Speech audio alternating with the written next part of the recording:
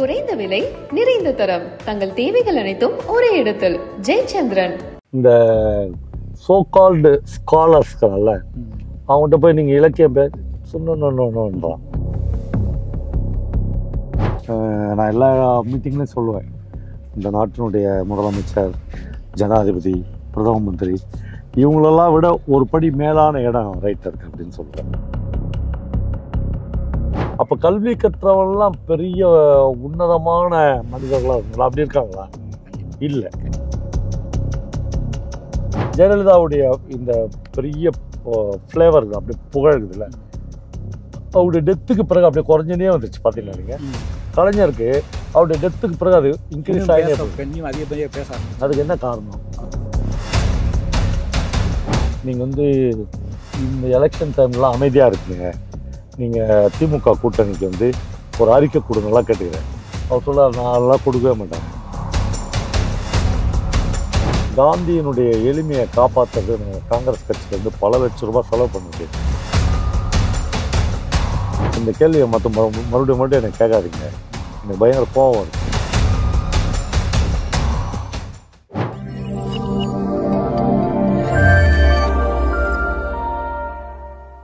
மெயினாக வந்து உங்கள் மேலே எதுக்கு விமர்சனம் வந்ததுன்னா, கல்வி அப்படின்ற ஒரு டாப்பிக்கில் வந்து நீங்கள் தவறாக பேசிட்டீங்க, பவா செல்லத்துறை எப்படி வந்து அவர் தவறாக பேசலாம் அப்படின்ற மாதிரியான ஒரு அந்த டாப்பிக்லாம் வந்து பார்த்தா உங்கள் மேலே விமர்சனம் வந்ததேவும், உங்களை பொறுத்தவரையும் கல்வி என்ன அப்படின்றத இப்போ நம்ம விமர்சகர்களுக்கு தெளிவாக சொல்லிடுவோம். ஒரு சமூக விரோதி கூட கல்வி வேணாம்னு சொல்ல மாட்டான். அன்னைக்கு நடந்த விஷயம், அந்த டிபேட்டே வேற. அது வந்து ரொம்ப கட் பண்ணி போடப்பட்டது. கல்வி தான் ஒரு மனுஷனை வந்து இவ்வளோ உயரத்துக்கு கொண்டு வரும். ஆனால் என்ன பெரிய முரண்பாடுகளும் இருக்குது அதுக்குள்ள. அப்போ கல்வி கற்றவங்கலாம் பெரிய உன்னதமான மனிதர்களாக இருக்குங்களா? அப்படி இருக்காங்களா? இல்லை. கல்வி கற்காதவெல்லாம் அப்படியே காட்டு மிராண்டி மாதிரி இருக்கிறாங்களா? அப்படியும் இல்லை. எல்லாம் மிக்சடாக தான் இருக்குது. ஆனால் கல்வின்றது தான் பெஸ்ட். அதுதான் மனிதன் வந்து உயர்த்தக்கூடியது. எந்த கல்வின்றது ரொம்ப முக்கியம். கண்டிப்பாக நீ புஸ்தகத்தில் படிக்கிற கல்விக்கு இதில் அது மட்டும்தான் உன்னை உயர்த்தமான நத்திங். சின்ன வயசுலேருந்து நான் வந்து இடதுசாரி அரசியலில் வளர்ந்தோம். இன்றைக்கி வரலும் நான் அப்படி தான் என்ன உணர்றேன். இருக்கலாம், ஏதாவது நான் சில ஸ்லிப்பாயிருக்கலாம், எல்லா மனுஷனும் ஸ்லிப்பாயிருக்கலாம், கண்டிப்பாக அப்படி இருக்கலாம். ஆனால் என்னுடைய அரசியல் அதான், அது சொல்கிறதுக்கு நான் எங்கேயுமே தயங்கினதில்லை. ஆனால் என்னுடைய கதைகளை படிக்கிற ஒருத்தன் நான் ஒரு தீவிரமான இடதுசாரி ஆதரவாளர்னு கண்டுபிடிக்கவே முடியாது. ஏன்னா என்னுடைய படைப்புகள் அது வராது. அப்போது இப்போ மேலாண்மை பொன்னிச்சாமி மாதிரியான எங்கள் ரைட்டர்ஸுடைய டி செல்வராஜ், இவங்கள மாதிரியான சின்னப்ப பாரதி, இவங்க கதைகளை படிக்கிறவங்க இவங்க எல்லாம் கம்யூனிஸ்டுகள்னு சொல்லிடுவாங்க. அப்போது ஆர்த்தை அதனுடைய நான் உடனே அவங்களாம் மக்களுக்காக எழுதுனாங்க, நான்லாம் மாட்டுக்காக எழுதலாம் அப்படிலாம் கிடையாது. நானும் மக்களுக்காக தான் எழுதுகிறேன். ஆனால் என்னுடைய கலைத்தன்மை வந்து வேற, அவங்களுடைய பிரச்சாரத்தன்மை வந்து வேற. பிரச்சார இலக்கியம் வந்து தேவையில்லை நான் சொல்ல. ஆனால் பிரச்சார இலக்கியத்துக்கு வரலாற்றில் இதுவரையிலும் பெரிய அளவுக்கு இடம் இல்லை. அது வந்து நீங்கள் கலையாக மாற்றிருக்கணும், படைப்பில் ஆர்ட் ஃபார்மாக மாற்றிருக்கணும். அப்புறம் நான் போய் சொல்ல வேணாம் சார் நான் கம்யூனிஸ்ட் தான் அப்படின்னு. என்னுடைய வாழ்க்கை, என்னுடைய செயல்பாடுகள், என்னுடைய எழுத்து எல்லாமே நான் யாரும் சொல்லுவேன். ராமகிருஷ்ணன் நான் பல தடவை கேட்பேன், நீங்கள் வந்து இந்த எலெக்ஷன் டைம்லாம் அமைதியாக இருக்கீங்க, நீங்கள் திமுக கூட்டணிக்கு வந்து ஒரு அறிக்கை கொடுங்கலாம் கேட்டுக்கிறேன். அவர் சொல்ல நான்லாம் கொடுக்கவே மாட்டேன். நான் யார் அப்படின்றத என்னுடைய எழுத்து சொல்லிக்கினே இருக்கும். அதை புரிஞ்சுக்காதவங்ககிட்ட போய் நான் பேச வேண்டிய அவசியம் இல்லை. நம்ம வாழ்ந்து காட்டுறது மூலியமாக நம்ம என்ன அரசியலை பின்பற்றுன்றது அதை தெரிஞ்சுட்டு இருக்கின்றது சார். எனக்கு இதில் இன்னொரு டவுட் என்ன வருதுன்னா சார், இப்போது இலக்கியம் அப்படின்ற ஒரு விஷயம் வந்து கல்வியிலேருந்து தள்ளி போன மாதிரி நீங்கள் என்னைக்காவது ஃபீல் பண்ணியிருக்கீங்களா? நீங்கள் வெறும் இந்த ப்ராக்டிகல் போயிடுச்சு, அதுதான் போயிடுச்சு. நீங்கள் பாருங்கள், இந்த சோ கால்டு ஸ்காலர்ஸ்கள்ல அவங்ககிட்ட போய் நீங்கள் இலக்கியம் சொன்னோன்றான்.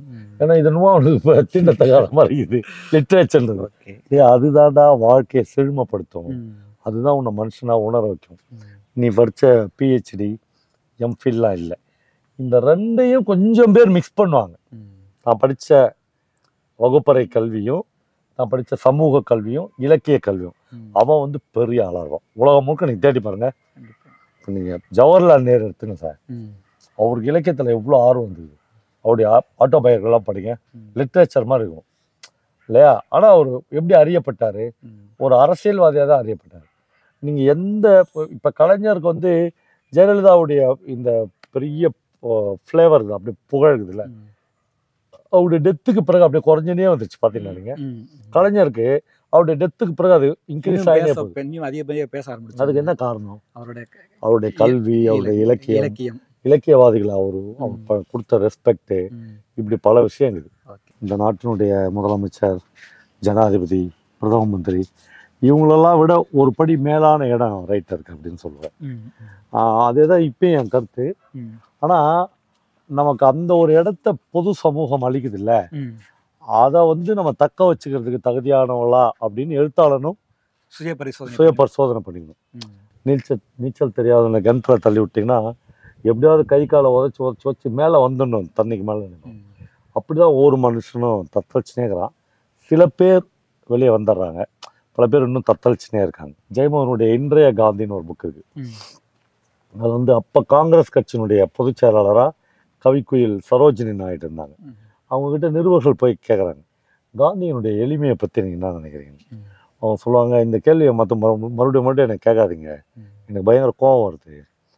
காந்தியினுடைய எளிமையை காப்பாற்றுறது நாங்கள் காங்கிரஸ் கட்சியிலேருந்து பல லட்சம் ரூபாய் செலவு பண்ண வேண்டியிருக்கு.